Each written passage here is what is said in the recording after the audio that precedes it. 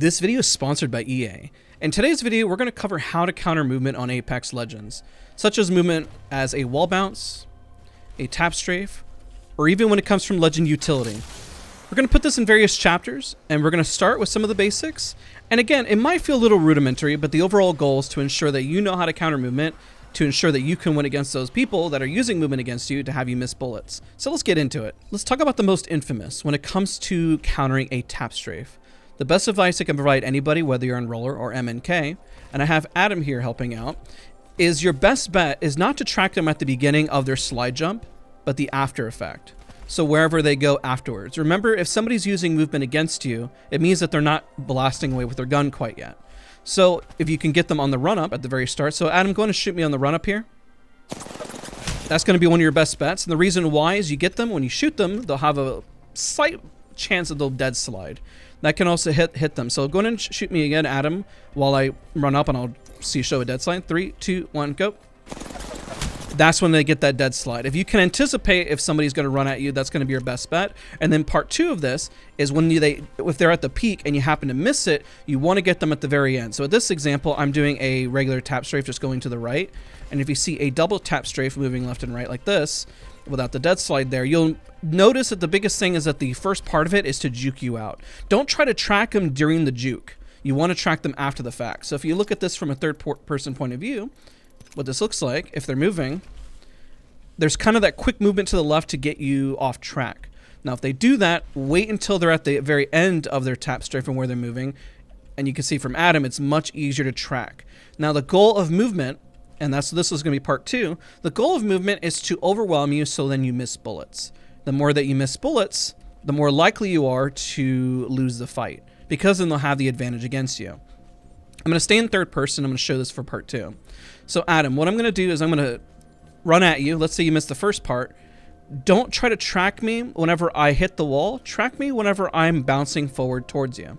So ready? Okay. 3, 2, 1, go. Now, that's the harder part.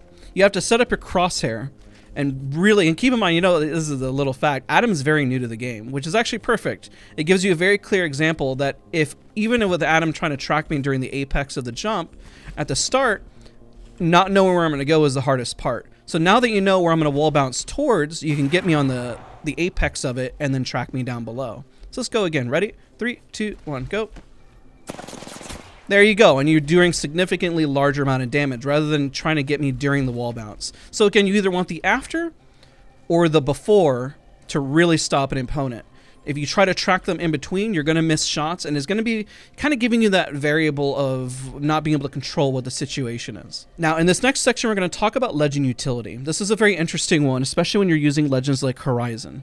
If I use Horizon, especially for those on roller, and it can be very difficult if you're on MNK to track, at the very start when somebody goes up and moves left and right, this movement can be very overwhelming. The best thing is whenever you get them on the drop to be able to hit them. You don't want to necessarily have them go on the up. So let's give an example. Here, follow me, Adam. Let's go join over towards a building, and we can give an example how to counter. So now let's talk about how to counter movement when it's right next to your building. You'll see this a lot. It's a very infamous tactic among pred players and everything. So Adam, go ahead and throw your tactical ability down. 3, 2, 1, go. Once you see that the best counter is to take the Horizon queue up and then get them on their apex as they come down and start blasting. You do not want to hit them while they're coming up. It's very hard because, oh, there they go. That's a great example. It's very overwhelming. You don't know when exactly they're going to come up, and then you have to handle that spray. What most people do, and they make this mistake, is that they usually stay on the platform and they try beaming them, then they have to reload, and then they'll get them on the cross down. It's much more effective to take the Horizon queue up with them and counter that movement. Now, let's go over to a jump pad and talk about a jump pad's utility as well. Here's another example when looking towards the apex, especially when it comes for a jump pad. So whenever they hit their ability to double jump, you'll notice whenever they can fly up in the air. So Adam, go ahead and slide forward and jump on the jump pad for us. There you go. You can blast them there. And then if they happen to jump pad again, you need to hit them on the apex of where they're going. Now, the hardest part is tracking them once they hit the jump pad, but once they've gained their momentum, it's a lot more predictable, and it feels very much like any aim trainer. And if you're on roller, try to anticipate where they're going to go and even put your crosshair steady where you believe they're going to be tracked. So go ahead and hit that jump pad for us.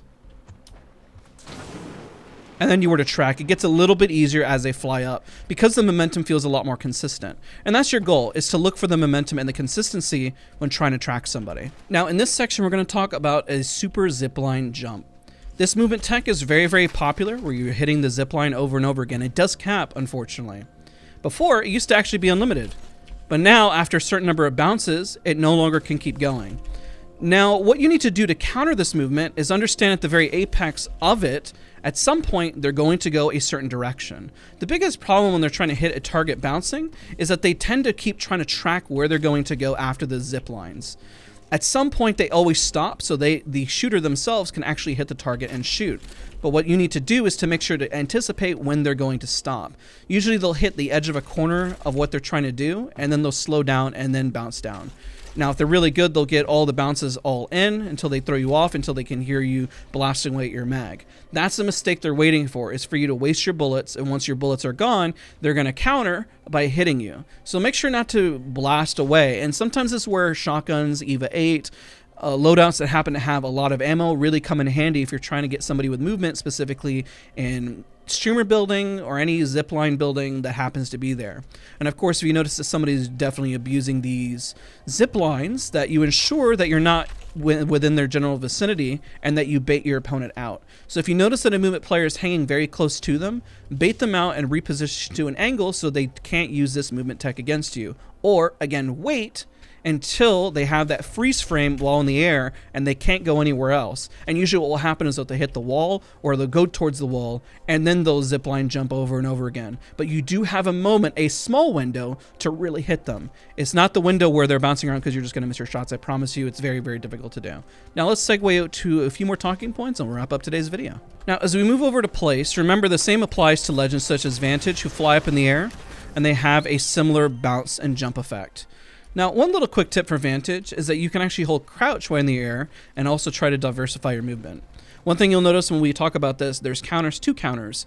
So with Horizon, even though she's up in the air using your tactical and you don't go in a straight line, you can definitely keep trying to curve as much as possible to counteract, trying to make it a little more difficult. So if you're at the very top, instead of going to a straight line, you essentially try to curve best you can and overwhelm your opponent. Not necessarily going to be perfect, because even though you're flying down, it's going to be a lot more consistent for somebody to beam you down. So now let's talk about the last bit here, which is going to be a movement such as a super glide.